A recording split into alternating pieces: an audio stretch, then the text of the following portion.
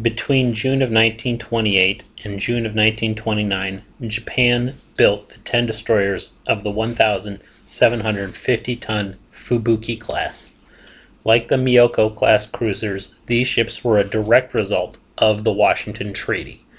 When the treaty forced the cancellation of capital ships under construction and, most importantly, capped the size of Japan's fleet, it made it even more vital than ever that each Japanese ship was qualitatively superior to its foreign counterparts. The Mutsukis were okay destroyers for their time, but that was the problem. They were just okay. To be competitive when they would probably be outnumbered, Japan needed destroyers that were more than just okay. This combined with Japan's battle plan of having the smaller ships engage the U.S. battle fleet in a night action at point-blank range to wear down its numbers required a new, revolutionary design. With the Fubukis, just like the Miyokos, they got it. The most obvious change was in main armament.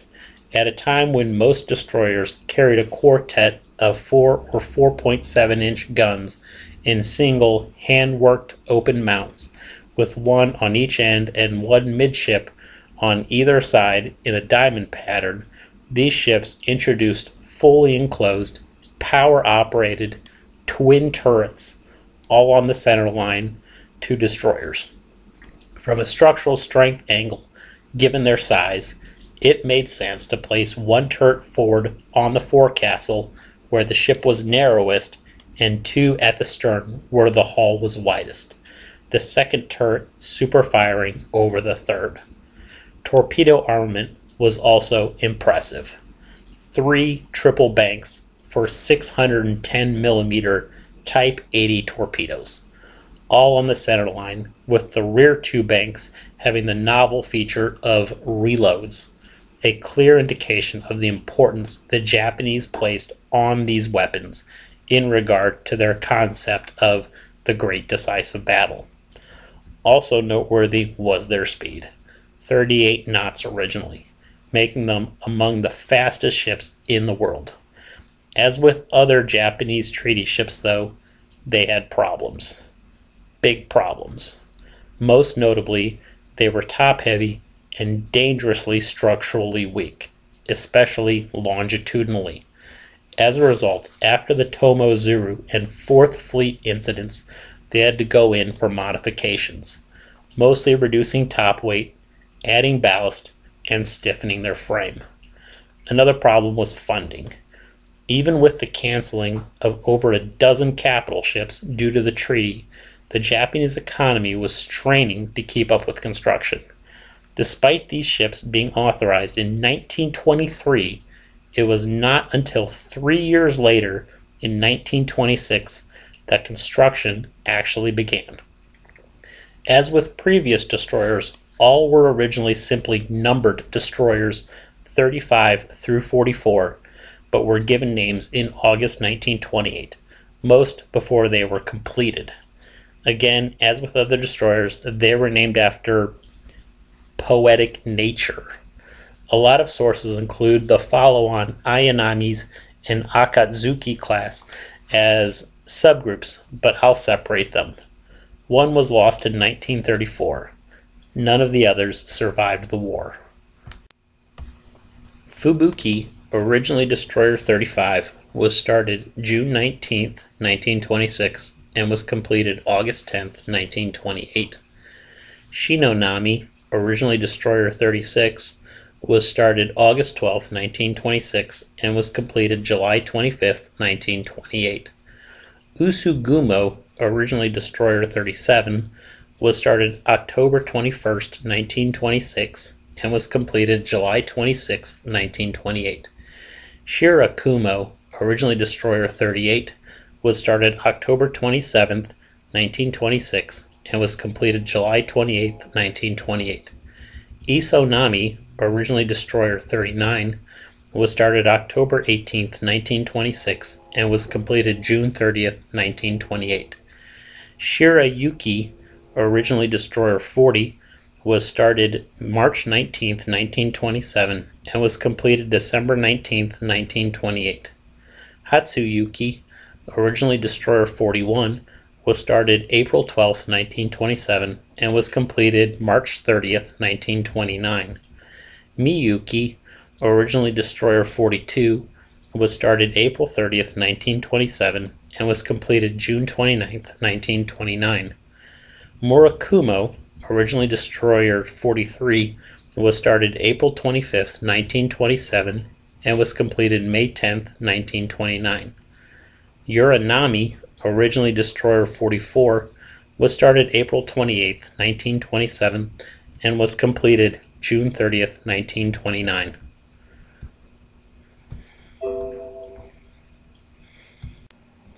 Main armament was 6 127mm 50 caliber guns in 3 twin, fully enclosed turrets. 1 at the bow on the forecastle deck and 2 at the stern with Turret 2 super-firing Turret 3. These were the Type A turrets, meaning they had a maximum elevation of 40 degrees, making them single-purpose. This becomes important later. Turret weight was about 32.5 metric tons. Training speed was about 6 degrees per second, and elevation speed was about 12 degrees per second. Maximum range was about 18,200 meters with a 915 meter per second muzzle velocity. The shells were 23 kilograms with a 2.2 kilogram bursting charge. Unusual for guns of their size, they used a separate 7.7 kilogram powder bag rather than a one-piece shell. Loading angle was 10 degrees, and while the shells and powder were hand-worked to the loading tray, they were power rammed. Rate of fire was about 10 rounds per minute. Nominal capacity upon completion was 150 rounds per gun. Torpedo armament was 3 triple banks, all on the center line and at the main deck level, for 9 610mm Type 80 torpedoes. 1 bank was between the funnels, with the other 2 between the rear funnel and the aft superstructure. The 2 rear mounts could be reloaded from the boxes in front and behind them respectively. This meant 15 torpedoes total were carried. At the stern were 2 racks for either 18 depth charges or a comparable number of mines. Propulsion was provided by 4 boilers in 2 rooms, each room venting to its own funnel. These provided steam to 2 turbines, each driving one of the 2 propellers, which produced 50,000 horsepower. This gave an initial top speed of 38 knots. They had 1 rudder. Major modifications were only carried out as or if ships came back for repair.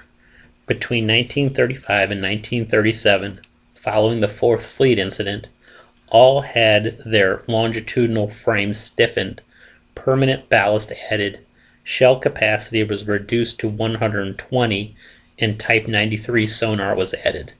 This increased their standard displacement to 2,090 tons and reduced their speed to 34 knots, a fair trade for not rolling over or snapping in half. In late 1942, the survivors had their depth charge complement increased to 36. As they came in for repairs or refit in late 1943 through early 1944, the survivors had their number 2 turret replaced by more medium anti-aircraft, and Type 22 radar was added. In mid-1944, they were fitted with Type 13 radar. Miyuki was sunk June 29, 1934, when she collided with the destroyer Inazuma. Hatsuyuki was at the 4th Fleet incident of 1935 and had the misfortune of being one of the ships that had her bow snap off just forward of the bridge due to weak longitudinal strength. Usugumo was heavily damaged by a mine August 5, 1940, while covering the invasion of China. As a result, she was under repair until late July of 1942. When she finally re-entered service, she was sent north to the Fifth Fleet, where she mostly escorted convoys to the occupied Aleutians. She missed the Battle of Komandorsky as she was escorting the transports the Japanese force was covering. She was sunk July 5, 1944, in the Sea of Okhotsk by the submarine Skate.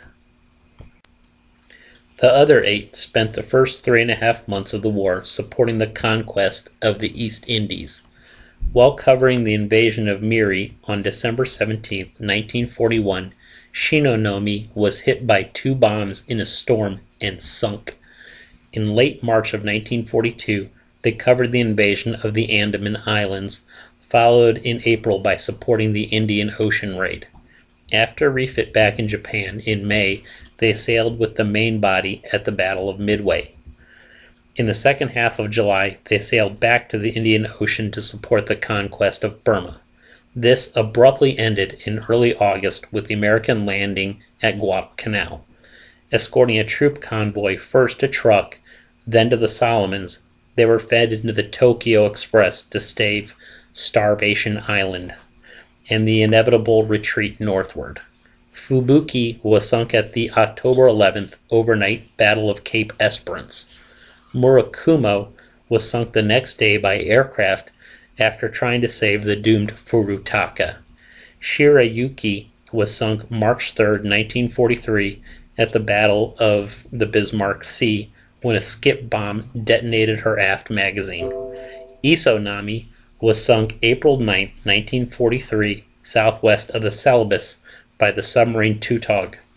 Hatsuyuki was sunk in port July 17, 1943, at the Shortlands during an air raid that detonated her aft magazine. Shirakumo was sunk March 16, 1944, east of Hokkaido, also by the submarine Tautog. Uranami was sunk October 26, 1944, by escort carrier aircraft while covering a troop convoy during the Battle of Leyte Gulf.